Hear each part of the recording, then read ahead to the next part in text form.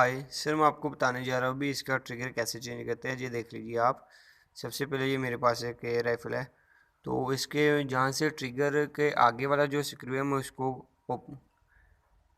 हल्की की मदद के साथ उसको रिमूव करूँगा। सबसे पहले ये देखिए ऐसे।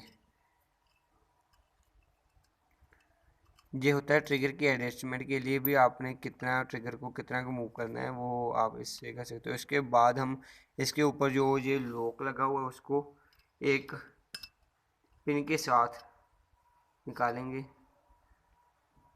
जो शार्प एज होगा जिसका पिन का। और उसके बाद इसको निकालने के बाद हम इसकी पिन निकालेंगे।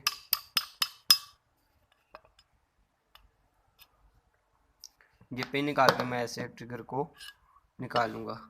और वापस से इसको लगाने के लिए भी ये सेम प्रोसीजर चलेगा। सबसे पहले आप इसको ट्रिगर को डाल के पिन लगाएंगे। ये देखिए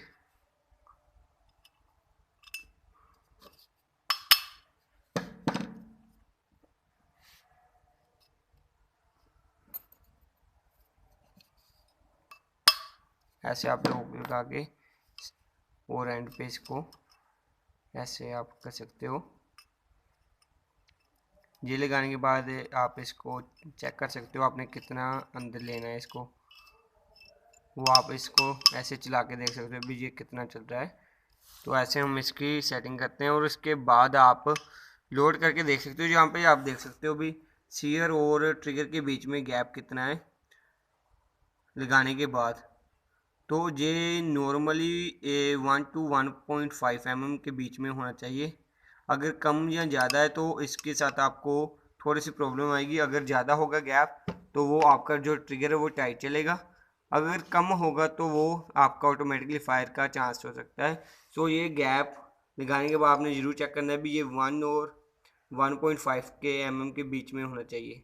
अगर ज़्यादा और कम है तो आप इसको भी सेटिंग कर सकते हो। वो मैं आपको अगली वीडियो में बता दूंगा अगर आपको ये प्रॉब्लम आएगी। Thank you.